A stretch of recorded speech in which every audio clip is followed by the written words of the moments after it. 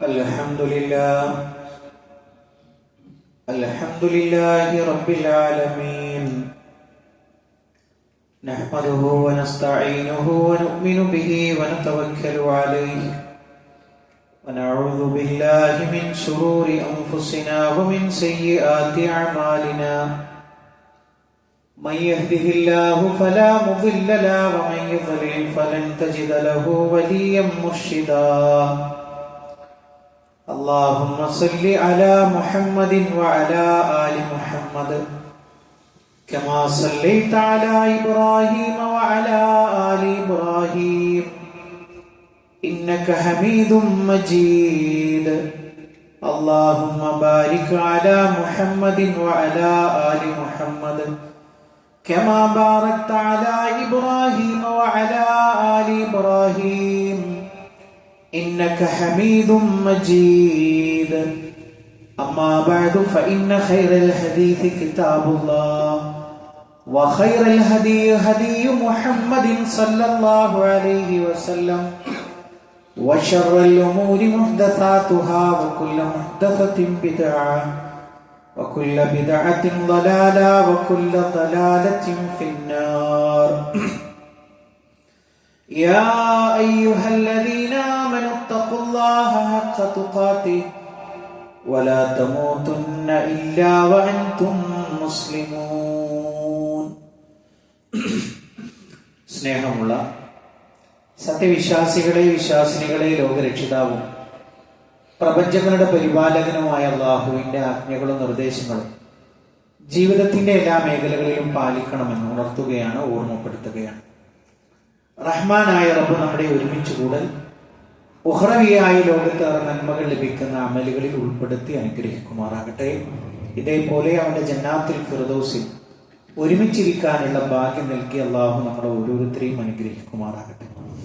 പ്രിയപ്പെട്ട സത്യവിശ്വാസികളെ, നമ്മുടെ തൗഹീദുമായി അള്ളാഹുവിന്റെ വഹദാനിയത്തുമായി ബന്ധപ്പെട്ട ഏതാനും ചില കാര്യങ്ങളാണ് സൂചിപ്പിക്കുന്നത്. നമുക്കെല്ലാവർക്കും അറിയാവുന്നതുപോലെ അവസാന നിമിഷം വരെ ലാ ഇലാഹ ഇല്ലല്ലാഹു എന്ന കലിമത്തു ഷഹാദയിൽ ഉറച്ചു നിൽക്കാനാണ് നമ്മൾ പരിശ്രമിക്കേണ്ടത്. അതിനാണ് അള്ളാഹു ആരോഗ്യവും ആയുസ്സും സമ്പത്തുമെല്ലാം നമുക്ക് നൽകിയത്. എന്നാൽ ഈ ഒരു ആദർശത്തിൽ നിന്ന് നമ്മളെ തെറ്റിച്ച് കളയാൻ വേണ്ടി പ്രതിജ്ഞ എടുത്തിറങ്ങിയ ആളാണ് പിശാച്. അവൻ നമ്മുടെ വിശ്വാസത്തിലാണ് കലർപ്പുണ്ടാക്കുക ആദ്യമായിട്ട്. അതിനർത്ഥം അള്ളാഹുവിന്റെ വഹദാനിയത്ത് അംഗീകരിച്ച ഒരാളെ അടുത്ത ഒരു പ്രഭാതത്തിൽ ഒരു ബിംബത്തിന്റെ മുമ്പിൽ പോയി കൈകൂപ്പി നിൽക്കുന്നവനാക്കുക എന്നുള്ളതല്ല, നേരെ മറിച്ച് ആ ഒരു ലക്ഷ്യത്തിലേക്ക് ക്രമേണ അവനെ കൊണ്ടുപോവുക എന്നുള്ളതാണ് അവന്റെ ഉത്തരവാദിത്തം, അവന്റെ ഡ്യൂട്ടി. അത് നമ്മൾ വളരെ ഗൗരവമായി നമ്മൾ ആലോചിക്കുന്നത്. മഹാനായ റസൂലുള്ളാഹി സ്വല്ലല്ലാഹു അലൈഹി വസല്ലമയുടെ അടുക്കൽ ഒരു സഹാബി വന്നിട്ട് പറയുകയാണ്, അല്ലാഹുവിന്റെ റസൂലേ, നിങ്ങളുടെ മുമ്പിൽ ഇരിക്കുമ്പോ ഞങ്ങൾക്ക് സ്വർഗനരകങ്ങളെ കാണുന്ന പ്രതീതിയാണുള്ളത്. എന്നാൽ ഇവിടെ നിന്ന് അങ്ങയുടെ സദസ്സിൽ നിന്ന് പുറത്തേക്ക് ഇറങ്ങിയാലോ ദുനിയാവുമായി ബന്ധപ്പെട്ടാൽ അതിന്റെ ശൂലുകളിലേക്ക് ഞങ്ങൾ തിരികുകയാണ്. പ്രവാചകൻ അതിന് പറഞ്ഞു കൊടുത്തൊരു വഴി എന്താണ്? ജദ്ദിദു ഈമാനക്കും ബിഖൗലി ലാ ഇലാഹ ഇല്ലല്ലാഹ്. ലാ ഇലാഹ ഇല്ലല്ലാഹ് എന്ന് പറഞ്ഞിട്ട് നിങ്ങളുടെ ഈമാനിനെ പുതുക്കിക്കൊണ്ടിരിക്കണം. പ്രിയപ്പെട്ടവരെ, എന്താണ് ഈ ലാ ഇലാഹ ഇല്ലല്ലാഹ് ഇത്ര പഠിക്കാനുള്ളത്? ലാ ഇലാഹ ഇല്ലല്ലാഹിലാണ് ധാരാളമായിട്ട് നമുക്ക് പഠിക്കാനുള്ളത്. ഒരു ഉദാഹരണം ഞാൻ പറയാം. ഏറ്റവും കൂടുതൽ ആളുകൾ പിഴച്ചു പോകുന്ന ഒരു മാർഗം എന്ന് പറയുന്നത്, ലാ ഇലാഹ ഇല്ലല്ലാഹു എന്ന് പറഞ്ഞാൽ ആരാധനക്കർഹൻ അള്ളാഹു മാത്രമേ ഉള്ളൂ. ഒരു മക്ബറ ഇല്ല, ഒരു ജാറമില്ല, ഒരു ഫോട്ടോ ഇല്ല, ഒരു മരമില്ല, ഒരു തങ്ങളില്ല, ഒരു ഔലിയയില്ല. ആരാധനക്കർഹൻ അല്ലാഹ് മാത്രം. ഇതാണ് അതിന്റെ അടിസ്ഥാനം. എന്നാൽ ഇതിൽ പിഴച്ചു പോകുന്ന ഒരുപാട് വഴികളുണ്ട്. അതിലൊരു വഴിയാണ് സ്വാലിഹീങ്ങളായ ആളുകളുടെ വിഷയത്തിൽ പിഴച്ചു പോവുക എന്നുള്ളത്. ഒരു ഉദാഹരണം പറയാം. കഴിഞ്ഞ റബീഉൽ ആഖിർ മാസം കഴിഞ്ഞു പോയല്ലോ. ആ റബീഉൽ ആഖിർ മാസത്തിനൊരു പ്രത്യേകതയുണ്ട്. നമ്മുടെ നാടുകളിലൊക്കെ ജീലാനി ദിനം കൊണ്ടു നടക്കുന്ന ഒരു ആഘോഷം കൊണ്ടു നടന്ന ഒരു വേളയാണ് റബീഉൽ ആഖിർ മാസം. ബഗ്ദാദിലെ ജീലാൻ എന്ന് പറയുന്ന പ്രദേശത്ത് ജീവിച്ച ഒരു മഹാപണ്ഡിതനാണ് അബ്ദുൽ ഖാദർ ജീലാനി. നമുക്കെല്ലാവർക്കും അറിയാവുന്നതുപോലെ അദ്ദേഹത്തിന്റെ പേരിൽ മാലയുണ്ട്, അതേപോലെ തന്നെ കുതുബിയത്തുണ്ട്, ഇങ്ങനെയുള്ള ഒരുപാട് സംഗതികളുണ്ട്. എന്നാൽ നമ്മൾ മനസ്സിലാക്കി വെക്കുക, ആരാണ് അദ്ദേഹം എന്ന് ചോദിച്ചാൽ വളരെ ലളിതമായി നമുക്ക് പറയാവുന്ന ഒരു വിഷയം, ഒരു 90-ന് മുകളിൽ വയസ്സ് വരെ ജീവിച്ച ഒരു മഹാനായ ഒരു സൂഫി പണ്ഡിതനാണ്. എന്താ സൂഫി പണ്ഡിതൻ എന്ന് പറഞ്ഞാൽ അദ്ദേഹത്തിന്റെ ഒരു കാഴ്ചപ്പാട് പ്രകാരം സബബുകൾ പോലും തേടാതെ അള്ളാഹുവിനോട് ചോദിക്കണം എന്നുള്ളതാണ് അദ്ദേഹം ഈ ലോകത്തോട് പഠിപ്പിച്ചു പോയ ഒരു കാര്യം എന്ന് പറയുന്നത്. എന്താ സബബുകൾ തേടാതെ അള്ളാഹിനോട് ദുആ ചെയ്യണം എന്ന് പറഞ്ഞാൽ, വെള്ളം കുടിക്കുക എന്ന് പറയുന്നത് ദാഹം മാറാനുള്ള സബബാണ്. നമുക്ക് ദാഹിച്ചു, അത് സബബായിട്ട് നമ്മൾ എന്തുപയോഗിക്കുന്നു? വെള്ളം കുടിക്കണം. എന്നാൽ ഒരാൾക്ക് ദാഹിച്ചാൽ അള്ളാഹുവെ ദാഹം ശമിപ്പിച്ചുകൊണ്ടാ എന്നാണ് പറയേണ്ടത് എന്ന് പഠിപ്പിച്ച മഹാപണ്ഡിതനാണ് ആര്? മഹാനായ അബ്ദുൽ ഖാദിർ ജീലാനി റഹ്മത്തുള്ളാഹി അലൈഹി. എന്നാൽ ഇന്ന് നമ്മൾ കാണുന്നത് എന്താണ്? ആ ഒരു പണ്ഡിതനെ തന്നെ വിളിച്ച് ദുആ ചെയ്യുന്ന ഒരു സാഹചര്യമാണ് നമ്മുടെ നാട്ടിലുള്ളത്. മനുഷ്യന്മാര് പഴച്ചു പോകുന്ന കാര്യത്തെ കുറിച്ചാണ് പറയുന്നത്. മാത്രമല്ല 4 ഭാര്യമാരിലായി 40-ന് മുകളിൽ അദ്ദേഹത്തിന് മക്കളുണ്ട്. എന്റെ ഓർമ്മ ശരിയാണെങ്കിൽ 20-ന് മുകളിലുള്ള മക്കൾ അദ്ദേഹത്തിന്റെ ജീവിതകാലത്ത് മരണപ്പെട്ടു പോയി. അദ്ദേഹം ആ 20-ന് മുകളിലുള്ള മക്കളെ സ്വന്തം കൈകൊണ്ട് അദ്ദേഹം കഫൻ ചെയ്തു എന്ന് വരെ ചരിത്രത്തിൽ കാണാൻ കഴിയും. നമ്മുടെ നാട്ടിൽ ബലാഗ് മുസീബത്തുകൾ മാറാൻ വേണ്ടിയിട്ടാണ് മഹാനായ അബ്ദുൽ ഖാദിർ ജീലാനിയെ വിളിച്ചുകൊണ്ടിരിക്കുന്നത്. അദ്ദേഹത്തിന്റെ ജീവിതത്തിൽ കാണാൻ കഴിയും, വിശപ്പ് കൊണ്ട് പള്ളിയിൽ ഇരിക്കാനും വയ്യ, കിടക്കാനും വയ്യ, നിൽക്കാനും വയ്യ. അങ്ങനെ ഞാൻ പള്ളിയുടെ പുറത്തിറങ്ങിയപ്പോ എന്റെ ദൃഷ്ടിയിൽ ഒരു പുല്ല് എന്റെ കണ്ണിൽ പെട്ടു. ഞാൻ വിശപ്പിന്റെ കാഠിന്യം കൊണ്ട് അതെടുത്ത് കഴിച്ചു. അതെനിക്കൊരല്പം മധുരമായി തോന്നി. അങ്ങനെ അതെന്റെ ഒരു പതിവിൽപ്പെട്ടതായി തീർന്നു. ഞാൻ അത് പോയിട്ട് കഴിക്കുക എന്നുള്ളത്. അങ്ങനെ ഒരു ദിവസം ഞാൻ ചെന്നു നോക്കുമ്പോ എന്റെ ഒരു അല്പം സഹപാഠികൾ അത് കഴിക്കുന്നു. എനിക്കപ്പ ലജ്ജ തോന്നി. ആ പുല്ല് കഴിക്കുന്ന ഒരാളാണ് എന്ന് അവരറിയുന്നതിൽ എനിക്ക് ലജ്ജ തോന്നി. ദാരിദ്ര്യം മാറാൻ, കച്ചവടത്തിൽ ബർക്കത്ത് കിട്ടാൻ, അതേപോലെ തന്നെ മംഗല്യ സൗഭാഗ്യമുണ്ടാകാൻ പ്രാർത്ഥിക്കുന്ന ഒരാളാണ് നമ്മുടെ നാട്ടിലാര്. ഒരു വേള മലക്കുൽ മൗത്ത് റൂഹുമായിട്ട് വരുമ്പോ, മാലയിലുള്ള കഥയാണ് പറയുന്നത്, റൂഹുമായിട്ട് വരുമ്പോൾ തട്ടിത്തെറിപ്പിച്ചു. എന്താ കാര്യം? എന്റെ മുരീദിന്റെ സന്താനമുണ്ട് അവിടെ, മുരീദിന്റെ സന്താനമുണ്ട് അവിടെ ആ കൊട്ടയിൽ.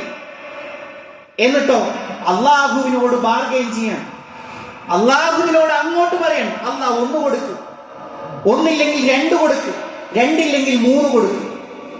ഇങ്ങനെ എണ്ണം പറഞ്ഞിട്ട് പ്രിയപ്പെട്ടവരെ, അതാണ് മാലകളിൽ ചൊല്ലുന്നത്. ഞാൻ ഈ പറഞ്ഞു വരുന്നത്, നമുക്ക് ആദ്യം ലാ ഇലാഹ ഇല്ലല്ലാഹ് എന്ന് നിങ്ങൾ പഠിക്കണം എന്ന് പറഞ്ഞപ്പോ നിങ്ങളുടെ മനസ്സിലൊരു സംശയം ഉണ്ടായില്ലേ? എന്താ ലാ ഇലാഹ ഇല്ലല്ലാഹ് ഇത്രമേൽ പഠിക്കാനുള്ളത്? ആ ലാ ഇലാഹ ഇല്ലല്ലാഹ് പഠിക്കുമ്പോഴാണ് ആരാധനക്കർഹൻ അല്ലാഹു മാത്രം എന്ന് പറയുമ്പോ, അല്ലാഹു അല്ലാത്തവരെ വിളിച്ചു പ്രാർത്ഥിക്കുന്നവർ മുസ്ലിങ്ങളുടെ കൂട്ടത്തിലുണ്ടോ? അമ്പലങ്ങളിൽ പോകുന്നവരുണ്ടോ? ഒരു സുപ്രഭാതത്തിൽ അത് സംഭവിക്കുകയില്ല. മഹാനായ റസൂലുള്ളാഹി സ്വല്ലല്ലാഹു അലൈഹി വസല്ലം നമ്മളോട് പറഞ്ഞില്ലേ, ലാത്തേ എന്നെ കാക്കണേ എന്ന് വിളിച്ചു പ്രാർത്ഥിക്കുന്നത് വരെ എന്റെ ഉമ്മത്തിൽ ഖിയാമത്ത് സംഭവിക്കുകയില്ല എന്ന് മഹാനായ റസൂലുള്ളാഹി സ്വല്ലല്ലാഹു അലൈഹി വസല്ലം പ്രവചനം ചെയ്തു. ലാത്തയെ വിളിക്കരുത്, ഉസ്സയെ വിളിക്കരുത്. ഇന്നമാ അദ്ഉ റബ്ബി, ഞാൻ എന്റെ റബ്ബിനോട് മാത്രമേ ദുആ ചെയ്യുകയുള്ളൂ എന്ന് പഠിപ്പിക്കാൻ വേണ്ടിയിട്ടാണ് ആര് വന്നത്?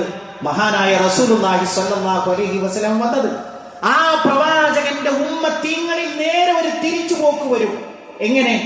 ആ ഉമ്മത്തീങ്ങൾ പ്രാർത്ഥിക്കും. എങ്ങനെ? ലാത്തയെ കാക്കണേ, ഉസ്സയെ കാക്കണേ എന്ന് പറയുന്നത് വരെ ഖിയാമത്ത് സംഭവിക്കുകയില്ല എന്ന് മഹാനായ റസൂലുള്ളാഹി സ്വല്ലല്ലാഹു അലൈഹി വസല്ലം പ്രവചനം ചെയ്തു. പ്രിയപ്പെട്ടവരെ, വളരെ പെട്ടെന്ന് അതിര് കവിഞ്ഞു പോയ ആളുകളുടെ ലക്ഷണങ്ങളെ കുറിച്ച് പറയാം. അതിൽ ഒന്നാമത്തെ കാര്യം, മരിച്ചു മൺമറഞ്ഞു പോയ മഹത്തുക്കളെ അവരമിതമായി പുകഴ്ത്തുക എന്നുള്ളത്. മരിച്ച് മൺമറഞ്ഞു പോയി, അവരൊക്കെ വലിയ വലിയ ആളുകളാണ്.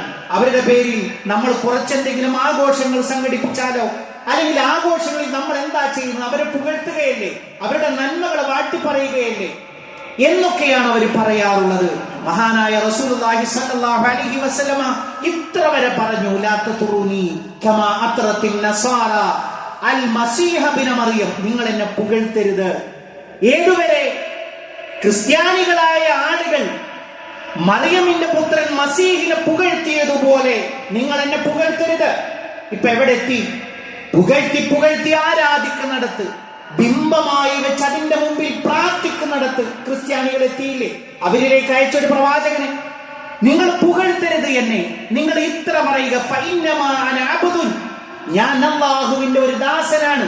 അതുകൊണ്ട് നിങ്ങൾ പറയണം അബ്ദുല്ലാഹ്, അല്ലാഹുവിന്റെ ദാസൻ എന്ന് മാത്രമേ എന്നെ കുറിച്ച് പറയാവൂ. അതിനപ്പുറം നിങ്ങൾ പോകരുത്. ആരാ പറഞ്ഞത്? പുന്നാര നേതാവ് മുഹമ്മദ് മുസ്തഫ സല്ലല്ലാഹു അലൈഹി വസല്ലമ വളരെ കൃത്യമായി പഠിപ്പിക്കുക. അമിതമായി പുകഴ്ത്തുന്നത് അവരിലേക്ക് ആരാധനകളിൽ എത്താനുള്ള ഒരു വഴിയാണ്. രണ്ടാമത്തെ ഒരു കാര്യം എന്ന് പറയുന്നത്, പുകഴ്ത്തുന്നത് മാത്രമല്ല, ആരാധനകൾ തന്നെ സമർപ്പിക്കുന്നു. അല്ലേ? നമ്മുടെ കൂട്ടത്തിൽ, മുസ്ലിങ്ങളുടെ കൂട്ടത്തിൽ ബദരീങ്ങളെ, അതല്ലെങ്കിൽ ദുരിതം മാറി കിട്ടാൻ വേണ്ടി അങ്ങനെയുള്ള റിഫായിൻ ഷേഖിനോട്, അങ്ങനെ പല പല ഷേഖന്മാരോട്, മമ്പരന്തങ്ങളോട് ദുആ ചെയ്യുന്ന മനുഷ്യന്മാരില്ലേ? അല്ലാഹു സുബ്ഹാനഹു തആല കൃത്യമായി പറഞ്ഞു, വല്ലദീന തദ്ഊന മിൻ ദൂനിഹി മാ യംലികൂന മിൻ ഖിത്മീർ. അല്ലാഹുവിന് പുറമെ നിങ്ങൾ ആരോട് ദുആ ചെയ്താലും ഒരു ഈത്തപ്പന കുരുവിന്റെ പാട പോലും അവർ ഉടമപ്പെടുത്തുന്നില്ല. ഒരു ഈത്തപ്പനക്കുരുവിന്റെ മുകളിലുള്ള പാട എത്ര നിസ്സാരാണ്, അതുപോലും അവർക്ക് ഉടമപ്പെടുത്താൻ കഴിയില്ല. എന്നിട്ടല്ലേ നിങ്ങളുടെ പ്രയാസങ്ങൾ മാറ്റാൻ? ആരാ പറയുന്നത്? റഹ്മാനായ റബ്ബ് നമ്മളെ പഠിപ്പിക്കുകയാണ് പ്രിയപ്പെട്ടവരെ. അത് മാത്രമല്ല, അവരുടെ പേരിൽ അറവ് നടത്തുന്നു. ഇസ്ലാമിന്റെ കാഴ്ചപ്പാടിൽ ആരാണ് അറവ് നടത്താൻ അർഹൻ? ഫസല്ലി ലിറബ്ബിക വൻഹർ, നിന്റെ റബ്ബിന്റെ പേരിൽ മാത്രമേ നീ അറവ് നടത്താവൂ. ഒരു പടപ്പിന്റെ പേരിലും അറവ് നടത്താൻ പാടില്ല. എന്തിനേറെ അന്ത്യപ്രവാചകൻ മുഹമ്മദ് മുസ്തഫ സല്ലല്ലാഹു അലൈഹി വസല്ലമയുടെ പേരിൽ പോലും അറവ് നടത്താൻ പാടില്ല. റബ്ബിന്റെ പേരിലേ അറവ് നടത്താവൂ. അതേപോലെ തന്നെ തവാഫ് നടക്കുന്നു. എവിടെ തവാഫ് നടക്കുന്നത്? നമുക്കൊക്കെ പരിചയം അവിടെ കഅബാലയത്തിന്റെ ചുറ്റിലാണെങ്കിൽ അല്ല പ്രിയപ്പെട്ടവരെ, മഖ്ബറകളുടെ ചുറ്റിലും തവാഫ് നടക്കുന്ന സാഹചര്യം നമ്മുടെ ചുറ്റുപാടുകളിലുമുണ്ട്. എവിടെയാണ് തവാഫ് നടത്താൻ നിർദ്ദേശിക്കപ്പെട്ടിട്ടുള്ളത്? അവിടെ കഅബാലയത്തിന്റെ ചുറ്റുപാടിലുമാണ്. അത് ഇന്ന് ഇത്തരത്തിലുള്ള പ്രദേശങ്ങളിലേക്ക് വന്നു എന്ന് പറയുമ്പോൾ നമ്മൾ എത്രത്തോളം മതപ്പതിച്ചു എന്നുള്ളത് നമ്മൾ മനസ്സിലാക്കണം. മൂന്നാമത്തെ കാര്യം എന്ന് പറഞ്ഞാൽ, സജ്ജനങ്ങൾ അവരുടെ കൂട്ടത്തിൽ നിന്ന് മരണപ്പെട്ടു പോയി കഴിഞ്ഞാൽ അവിടെ അവർ പള്ളികൾ പണിയും, അവരുടെ ഖബറിന്റെ മുകളിൽ അല്ലെങ്കിൽ ഖബറിന്റെ സമീപത്തായിട്ട്. മഹാനായ റസൂലുള്ളാഹി സ്വല്ലല്ലാഹു അലൈഹി വസല്ലമയോട് നമ്മുടെ ഉമ്മ ആയിഷ ഉമ്മ വന്നിട്ട് പറയണം, എന്താണ്? ഉമ്മു സലമ റളിയല്ലാഹു അൻഹ അവിടെ ഹബശയിൽ പോയി. പണ്ട് അവിടേക്കാണല്ലോ ഹിജ്റ പോയിരുന്നത്. ഹബശയിൽ പോയപ്പോ ഒരുപാട് പള്ളികൾ, അലങ്കരിച്ച പള്ളികൾ. അപ്പൊ അതിനെ കുറിച്ച് വലിയ അത്ഭുതത്തിൽ പ്രവാചകനോട് സല്ലല്ലാഹു അലൈഹി വസല്ലമയോട് വന്നിട്ട് പറഞ്ഞു. പ്രവാചകൻ സല്ലല്ലാഹു അലൈഹി വസല്ലമ പഠിപ്പിച്ചു കൊടുത്ത ഒരു കാര്യം പ്രിയപ്പെട്ടവരെ നമ്മളും പഠിച്ചു വെക്കണം. എന്താണ് പറഞ്ഞത്? ഉലൈക ഖൗമുൻ ഇദാ മാത ഫീഹിം അൽ അബ്ദു സ്വാലിഹ്, അവർ ഒരു ജനങ്ങളാണ്, ഒരു ടീമാണ്. എന്താ അവരുടെ പ്രത്യേകത? അവരിൽപ്പെട്ട ഒരു നല്ല മനുഷ്യൻ മരണപ്പെട്ടു കഴിഞ്ഞാൽ ബലവല ഖബരിഹി മസ്ജിദ, ആ ഖബറിന്റെ മുകളിൽ അവർ പള്ളികൾ ഉണ്ടാക്കും. എന്നിട്ടോ വസവ്വറു ഫീഹി തിൽക സുവർ, അവർ അതിന്റെ രൂപങ്ങൾ ഉണ്ടാക്കും. എന്നിട്ട് അല്ലാഹുവിന്റെ റസൂൽ സല്ലല്ലാഹു അലൈഹി വസല്ലമ അത്തരക്കാരെ കുറിച്ച് പറഞ്ഞത് എന്താ? ഉലൈക ശിറാറുൽ ഖൽഖി ഇൻദല്ലാഹ്, അല്ലാഹുവിന്റെ അടുക്കൽ ഏറ്റവും മോശപ്പെട്ട ആളുകളാണ് അവർ എന്ന് അല്ലാഹുവിന്റെ റസൂൽ സല്ലല്ലാഹു അലൈഹി വസല്ലം പഠിപ്പിച്ചുവെങ്കിൽ പ്രിയപ്പെട്ടവരെ, നമ്മുടെ വീടിന്റെ പരിസരങ്ങളിൽ നിന്ന്, നമ്മുടെ നാടിന്റെ പരിസരങ്ങളിൽ നിന്ന് എത്ര ആളുകൾ ഇത്തരത്തിലുള്ള പ്രവർത്തനങ്ങൾ ചെയ്യുന്നു? മഖ്ബറകളിലേക്ക് പോകുന്നു, അവിടെ ജാറം മൂടുന്നു, അവിടെ തവാഫ് നടത്തുന്നു, അവിടെ ഖിറാഅത്ത് നടത്തുന്നു, അവിടെ അറവ് നടത്തുന്നു. അല്ലാഹുവിന്റെ അടുക്കൽ ഏറ്റവും കുഴപ്പം പിടിച്ച ആളുകളാണ് അവർ എന്ന് പ്രവാചകൻ സല്ലല്ലാഹു അലൈഹി വസല്ലമ സൂചിപ്പിച്ചത് അത്തരക്കാരെ കുറിച്ചാണ്. അല്ലാഹുവിന്റെ റസൂല് സല്ലല്ലാഹു അലൈഹി വസല്ലമ ഇങ്ങനെ വഫാത്തിനോടടുത്ത് അവസാന സമയത്തേക്ക് പ്രവേശിക്കുമ്പോൾ പെട്ടെന്ന് തുണി മുകളിൽ നിന്ന് തന്റെ മുഖത്തുനിന്ന് മാറ്റിയിട്ട് പറഞ്ഞു, ലഅനത്തുല്ലാഹി അലൽ യഹൂദി വന്നസ്വാറ, ജൂത ക്രിസ്ത്യാനികളെ അല്ലാഹു ശപിക്കട്ടെ. ആ പ്രാർത്ഥന നമ്മൾ സൂറത്ത് ഫാത്തിഹയിൽ എടുത്തു പറയുന്നുണ്ട്. എല്ലാ നിസ്കാരവും കബൂൽ ചെയ്യണമെങ്കിൽ ഫാത്തിഹ സൂറത്ത് പാരായണം ചെയ്യണം. ആ ഫാത്തിഹ സൂറത്തിൽ ഒരു വാചകം എന്താണ്? ഗൈറിൽ മഗ്ദൂബി അലൈഹിം വലദ്ദാലീൻ. അത് ആരെ കുറിച്ചാണ്? ജൂതന്മാരെ കുറിച്ചും ക്രിസ്ത്യാനികളെ കുറിച്ചുമാണ്. എന്താണ് അവർ ചെയ്ത മഹാപാതകം? അല്ലാഹുവേ, ശപിക്കപ്പെട്ടവരുടെ കൂട്ടത്തിൽ ഉൾപ്പെടുത്തല്ല. എന്നിട്ട് പറഞ്ഞതെന്താ? അവരങ്ങനെ ശപിക്കപ്പെടാനുള്ള കാരണം ഇത്തഖദു ഖുബൂറ അംബിയാഇ മസാജിദ്, അവർ അവരുടെ നബിമാരുടെ ഖബറിടങ്ങളെ അവരെന്ത് ചെയ്തു? ആരാധനാ കേന്ദ്രമാക്കി. പള്ളിയിൽ നമ്മൾ വരുന്നത് എന്തിനാണ്? ആരാധന നടത്താനാണ്. ഇവിടെ നടക്കുന്ന ആരാധനകൾ ഒരു ഖബറിന്റെ മുമ്പിൽ പോയി നടത്തുക, അതാണ് അവരുടെ ശാപത്തിനുള്ള കാരണമെന്ന് പ്രവാചകൻ പഠിപ്പിച്ചുവെങ്കിൽ അള്ളാഹു ആ പ്രവാചകന്റെ ഖബറിനെ അതിൽ നിന്ന് സംരക്ഷിച്ചു. ഒരാൾക്കും ആ ഖബർ കാണുക സാധ്യമല്ല. നമ്മൾ ചെന്നാലും അത് വലയത്തിന്റെ പുറത്തു നിന്നാണ് നമ്മളത് കാണുന്നത്. ഖബർ പോലും ആരും കാണുന്നില്ല. നിങ്ങൾ ആലോചിച്ച് നോക്കൂ പ്രിയപ്പെട്ടവരെ, ഇസ്ലാമിൽ എത്രമാത്രം ഗുരുതരമാണ് ആ വിഷയം എന്നുള്ളത്. നാലാമത്തെ ഒരു കാര്യം എന്ന് പറയുന്നത്, പരലോകത്ത് വെച്ചിട്ട് ഞങ്ങൾ എന്തിനാ ഇവരോട് പ്രാർത്ഥിക്കുന്നത്? നമ്മളൊക്കെ പാപികളല്ലേ, വിവരമില്ലാത്തവരല്ലേ, ദോഷികളല്ലേ, ഇവരൊക്കെ മഹാന്മാരാണ്. അപ്പൊ ഞങ്ങൾക്ക് പരലോകത്ത് ശഫാഅത്ത് കിട്ടണം. അതിനു വേണ്ടിയിട്ടാണ് വിശുദ്ധ ഖുർആൻ അത് വളരെ കൃത്യമായി പറഞ്ഞു. യഅ്ബുദൂന മിൻ ദൂനില്ലാഹി, അല്ലാഹുവിന് പുറമെ അവർ ആരാധന നടത്തുന്നു. മാ ലാ യദുർറുഹും വലാ യൻഫഉഹും, ഒരു ഉപകാരമോ ഉപദ്രവമോ ചെയ്യാത്തവരെ. വയഖൂലൂന, അവർ പറയുകയും ചെയ്യുന്നു, ഹൗലായി ശുഫാഉനാ ഇൻദല്ലാഹ്, അല്ലാഹുവിന്റെ അടുക്കൽ ഇവർ ഞങ്ങളുടെ ശുപാർശകരാണ്. എന്നിട്ട് അതിന്റെ അടുത്ത വാചകം എന്താണെന്നറിയോ? അല്ലാഹു സുബ്ഹാനഹു തആല ചോദിക്കുകയാണ്, എനിക്കറിയാത്തൊരു കാര്യം എന്റെ പേരിൽ ആരോപിക്കുകയോ? അങ്ങനെ പറഞ്ഞാൽ എന്താണ്? അള്ളാന്റെ അടുക്കൽ റെക്കമെൻഡ് ചെയ്യണമെങ്കിൽ ആരാണ് നിയമിക്കേണ്ടത്? അള്ളയല്ലേ പറഞ്ഞു കൊടുക്കേണ്ടത്? അള്ള അങ്ങനെ ആരും നിയമിച്ചിട്ടില്ല. അങ്ങനത്തെ ഒരു കാര്യം അള്ളാഹുവിന്റെ പേരിൽ നിങ്ങൾ ആരോപിക്കുകയോ എന്നാണ് വിശുദ്ധ ഖുർആനിൽ നമ്മളോട് ചോദിക്കുന്നത്. പ്രിയപ്പെട്ടവരെ, അവസാനത്തെ ഒരു കാര്യം എന്ന് പറയുന്നത്, നമ്മളെ സംബന്ധിച്ചിടത്തോളം അള്ളാഹുവിന്റെ പള്ളിയിൽ വന്ന് സത്യം ചെയ്യാന്ന് പറഞ്ഞാൽ ആർക്കും ഒരു പ്രശ്നമില്ല. പക്ഷെ ഒരു ഖബറിന്റെ അടുക്കൽ പോയാൽ പേടിയാണ്. ഖബറിന്റെ അടുക്കൽ പോയിട്ട് ചെയ്യാൻ പേടിയാണ്. അപ്പൊ അവന് ആരെയാണ് യഥാർത്ഥത്തിൽ പേടിയുള്ളത്? ആ ഖബറാളിയാണ് പേടിയുള്ളത്. അല്ലാഹു സുബ്ഹാനഹു തആല പറഞ്ഞു, നിങ്ങൾ മൻ ഹലഫ ബിഗൈരില്ലാഹ്, അല്ലാഹു അല്ലാത്തവരുടെ പേരിൽ നിങ്ങൾ സത്യം ചെയ്താൽ ഫഖദ് അശ്റക ഔ കഫറ, അവൻ കാഫിറായി തീർന്നു, അതല്ലെങ്കിൽ അല്ലാഹുവിൽ പങ്കു ചേർത്ത മുശ്രിക്കായി തീർന്നു എന്ന് കൃത്യമായി പ്രവാചകൻ സല്ലല്ലാഹു അലൈഹി വസല്ലം നമ്മളെ പഠിപ്പിച്ചുവെങ്കിൽ പ്രിയപ്പെട്ട മുഅ്മിനീങ്ങളെ, അല്ലാഹുവിന്റെ വഹ്ദാനിയത്ത്, ആ കലിമത്തു ഷഹാദ ചൊല്ലിക്കൊണ്ട് മരിക്കാൻ നമ്മൾ അല്ലാഹുവിനോട് ദുആ ചെയ്യണം. അതിൽ കലർപ്പ് വരുന്നതിനെ നമ്മൾ പ്രത്യേകം നമ്മൾ ശ്രദ്ധിക്കണം. റഹ്മാനായ റബ്ബ് നമ്മൾ അനുഗ്രഹിക്കുമാറാകട്ടെ.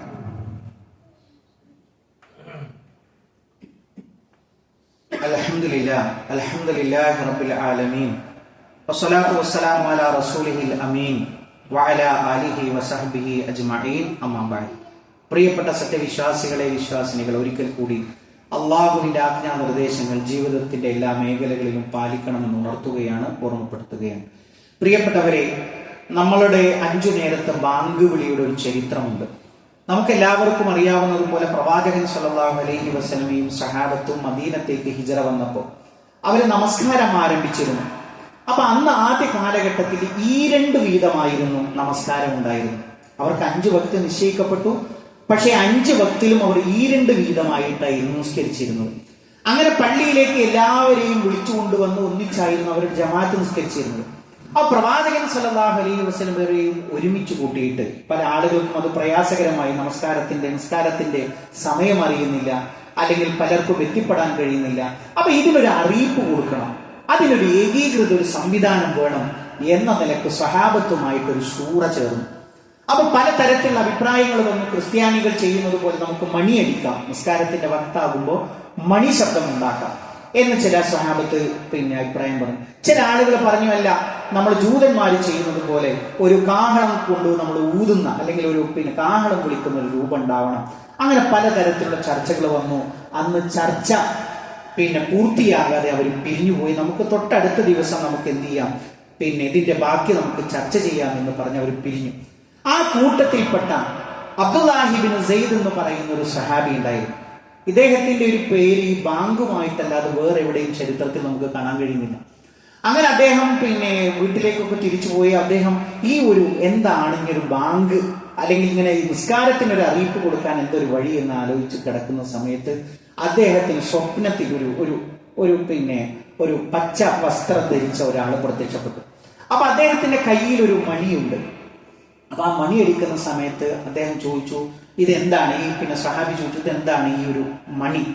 എന്ന് പറയുമ്പോൾ അദ്ദേഹം പറഞ്ഞു കൊടുത്തു, ഇത് ഇങ്ങനെ ഒരു സംഭവമാണ് എന്ന് പറഞ്ഞിട്ട് അതിനെക്കുറിച്ച് പറഞ്ഞു കൊടുത്തപ്പോൾ പറയണം ഇതുപോലെ ഒരു മണി ഞങ്ങൾക്ക് തരുമോ? അപ്പൊ അതെന്തിനാണെന്ന് ചോദിച്ചപ്പോൾ ഞങ്ങൾക്ക് ബാങ്ക് ജനങ്ങളെ അറിയിക്കാൻ വേണ്ടിയിട്ടാണെന്ന് പറഞ്ഞു. അദ്ദേഹത്തിന്റെ മനസ്സിൽ അതാണുള്ളത്, ആ ഹദീസിൽ അങ്ങനെയാണുള്ളത്. അപ്പൊ അദ്ദേഹം പറഞ്ഞു, എന്തിനാ നിങ്ങൾക്ക് മണി? നിങ്ങൾക്ക് ഇങ്ങനെ പറഞ്ഞു കൊടുത്തു, ഇങ്ങനെ പറഞ്ഞൂടെ എന്ന് പറഞ്ഞിട്ട് അദ്ദേഹം എന്ത് ചെയ്യാണ്, ഈ നമ്മളിപ്പോ ബാങ്ക് വിളിക്കുന്നത് പോലെയുള്ള ബാങ്കിന്റെ ലഫ്ളുകൾ പറഞ്ഞു കൊടുക്കണം. അപ്പൊ വേഗം ഉറക്കത്തിൽ നിന്ന് ഈ അബ്ദുല്ലാഹിബിനു സെയ്ദ് എന്ന് പറയുന്ന സഹാബി വരുന്നു റളിയല്ലാഹു അൻഹു, വേഗം ഉറക്കത്തിൽ ഞെട്ടി ഉണർന്നു. അപ്പൊ വളരെ സന്തോഷമായി. അദ്ദേഹം നേരെ പള്ളിയിലേക്ക് ഓടി. പള്ളിയിലേക്ക് ചെന്നപ്പോൾ ഫജറിന്റെ സമയമൊന്നും ആയിട്ടില്ല. അദ്ദേഹം പ്രവാചകനെ കാത്ത് അവിടെ ഇരുന്നു. അങ്ങനെ ഫജറിന്റെ സമയമായപ്പോൾ പ്രവാചകൻ സല്ലല്ലാഹു അലൈഹി വസല്ലമ വരുന്നത് കണ്ടപ്പോൾ വേഗം ഓടി വാതിലിന്റെ അടുത്ത് നിന്നിട്ട് പ്രവാചകൻ സല്ലല്ലാഹു അലൈഹി വസല്ലമയോട് ഈ സംഭവങ്ങളൊക്കെ പറഞ്ഞു. അപ്പോ പ്രവാചകൻ സല്ലല്ലാഹു അലൈഹി വസല്ലമ അത് സമ്മതിച്ചു കൊടുക്കണം. അപ്പൊ ഇതിൽ നമ്മൾ പ്രത്യേകം മനസ്സിലാക്കേണ്ടത്, ദീനിൽ ഒരാളുടെ സ്വപ്നവും തെളിവല്ല. പിന്നെ എങ്ങനെയാണ് ഈ സഹാബി വര്യന്റെ ഈ ഒരു സ്വപ്നം തെളിവായി മാറിയത്? അത് വെച്ചിട്ടാണല്ലോ നമ്മൾ ബാങ്ക് കൊടുക്കുന്നത്. പ്രവാചകൻ സല്ലല്ലാഹു അലൈഹി വസല്ലമ അത് സാക്ഷ്യപ്പെടുത്തി എന്നുള്ളതാണ്. ഇത് മാത്രമല്ല, പ്രവാചകൻ സല്ലല്ലാഹു അലൈഹി വസല്ലമ സുബ്ഹ് നമസ്കാരാനന്തരം തിരിഞ്ഞിരിക്കും. എന്നോട് ചോദിക്കും, നിങ്ങൾ ആരെങ്കിലും വല്ല സ്വപ്നവും കണ്ടോ? അപ്പൊ സ്വഹാബത്ത് അത് പറഞ്ഞു കൊടുക്കും. അപ്പൊ പ്രവാചകൻ അതിലെന്ത് ചെയ്യും? അതിന്റെ തഅ്വീല് പറഞ്ഞു കൊടുക്കും. അപ്പൊ ഇതിൽ പ്രവാചകൻ സല്ലല്ലാഹു അലൈഹി വസല്ലം സാക്ഷ്യപ്പെടുത്തുകയും ബിലാൽ എന്നവരെ വിളിക്കാൻ വേണ്ടി ആവശ്യപ്പെടുകയും ചെയ്തു. അപ്പൊ നമുക്കറിയാം, പ്രവാചകൻ സല്ലല്ലാഹു അലൈഹി വസല്ലമയുടെ ഒഫീഷ്യൽ ആയിട്ടുള്ള മുഅദ്ദിനാണ് ആര്? ബിലാൽ റളിയല്ലാഹു അൻഹു. അദ്ദേഹത്തിന് അങ്ങനത്തെ ഒരു ഭാഗമുണ്ട്. മക്കയിലൊക്കെ അള്ളാഹ് അദ്ദേഹത്തിന്റെ യജമാനൻ നിർബന്ധിച്ചു എന്ത്? ലാത്തെ എന്ന് വിളിക്കാൻ, ഉസ്സ എന്ന് വിളിക്കാൻ. പക്ഷെ അപ്പോഴൊക്കെയും അഹദ് അഹദ് എന്ന് മാത്രമാണ് ഉച്ചരിച്ചത്. ബിലാലിനെ വിളിക്കാൻ പറഞ്ഞു, നല്ല ശബ്ദത്തിന്റെ, ഗാംഭീര്യമുള്ള ശബ്ദത്തിന്റെ ഉടമെ. എന്നിട്ട് ഈ ലഫ്ലുകൾ പറഞ്ഞു കൊടുക്കാൻ പറഞ്ഞു. അങ്ങനെ ഒരു പള്ളിയുടെ ഒരു ഉയരം ഭാഗത്ത് കയറിയുകൊണ്ട് ഇത് ഉച്ചത്തിൽ വിളിച്ചു പറഞ്ഞു. അബ്ദുല്ലാഹി ഇബ്നു സെയ്ദ് റളിയല്ലാഹു വാക്കുകൾ പറഞ്ഞു കൊടുക്കുന്നു, ബിലാൽ റളിയല്ലാഹു അത് ഏറ്റു പറയുന്നു. ഈ ബാങ്ക് വിളിക്കുന്നതിനിടയിലാണ് മഹാനായ ഉമർ റളിയല്ലാഹു അൻഹു ഓടി വരുന്നത്. ഇസ്ലാമിക ലോകത്തിലെ രണ്ടാമത്തെ ഖലീഫ ഉമർ റളിയല്ലാഹു അൻഹു ഓടി വരുന്നത്. എന്നിട്ട് പറയണം, വാദിക്കുന്ന വിളിച്ചു പറയണം, അല്ലാഹുവിന്റെ റസൂലേ, ഞാനും ഇതുപോലെയുള്ള ഒരു സ്വപ്നം കണ്ടു. ഇതേപോലെ വിളിച്ചു പറയുന്ന ഇതേ ലഫ്ളുകൾ എനിക്ക് സ്വപ്നത്തിൽ ഞാൻ ദർശിച്ചു എന്ന് പറഞ്ഞിട്ട് പ്രവാചകൻ സല്ലല്ലാഹു അലൈഹി വസല്ലമയോട് വിളിച്ചു പറയുന്നുണ്ട്. പ്രിയപ്പെട്ടവരെ, നമ്മളെ സംബന്ധിച്ചിടത്തോളം ഈ ഒരു ചരിത്രം എന്ന് പറയുന്നത് നമ്മുടെയൊക്കെ ജീവിതത്തിൽ വളരെയധികം നമ്മൾ ഇഷ്ടപ്പെടുന്ന, ഏത് നാട്ടിൽ പോയാലും ഈ സമയമായാൽ ബാങ്ക് കേൾക്കുന്നുണ്ടോ എന്നുള്ളതാണ് നമ്മൾ നോക്കുക. നമ്മുടെയൊക്കെ നാട്ടിൽ ഇഷ്ടംപോലെ സംവിധാനമുണ്ട്. പക്ഷെ നമ്മുടെ നാടല്ലാത്തൊരു നാട്ടിലേക്ക് ചെന്നാൽ ഈ ഒരു ബാങ്കുലി, അതുമായി നമ്മുടെ മനസ്സ് അങ്ങേയറ്റം ബന്ധപ്പെട്ടിട്ടാണ് കിടക്കുന്നത്. അതിന്റെ ഈ ഒരു ചരിത്രമാണ് നമ്മളിവിടെ വിശദീകരിച്ചത്. റഹ്മാനായ റബ്ബ് ഈ ലോകത്തും വിജയം വരിക്കുന്ന മുഅ്മിനീങ്ങളിൽ, മുത്തഖീങ്ങളിൽ നമ്മളെ എല്ലാവരെയും ഉൾപ്പെടുത്തി അനുഗ്രഹിക്കുമാറാകട്ടെ. ഇതേപോലെ അവന്റെ ജന്നാത്തുൽ ഫിർദൗസിൽ ഒരുമിച്ചിരിക്കാനുള്ള ഭാഗ്യം നൽകി അല്ലാഹു നമ്മളെ ഓരോരുത്തരെയും അനുഗ്രഹിക്കുമാറാകട്ടെ. ജീവിത അവസാനം വരെ മുഅ്മിനായി, മുത്തഖിയായി ജീവിച്ച് മരണപ്പെട്ടു പോകാനുള്ള ഭാഗ്യം അല്ലാഹുവേ ഞങ്ങൾക്ക് ഓരോരുത്തർക്കും നീ പ്രദാനം ചെയ്യണമേ റഹ്മാനെ. അല്ലാഹുമ്മ ഗഫിർ ലിൽ മുഅ്മിനീന വൽ മുഅ്മിനാത്ത് വൽ മുസ്ലിമീന വൽ മുസ്ലിമാത്ത് അൽ അഹ്യാഇ മിൻഹും വൽ അംവാത്ത് ഇന്നക മുജീബു ദഅവാതി യാ ഖാദിയൽ ഹജാത്ത്. അല്ലാഹുമ്മ അജിർനാ മിനൻ നാർ, اللهم اجرنا من النار.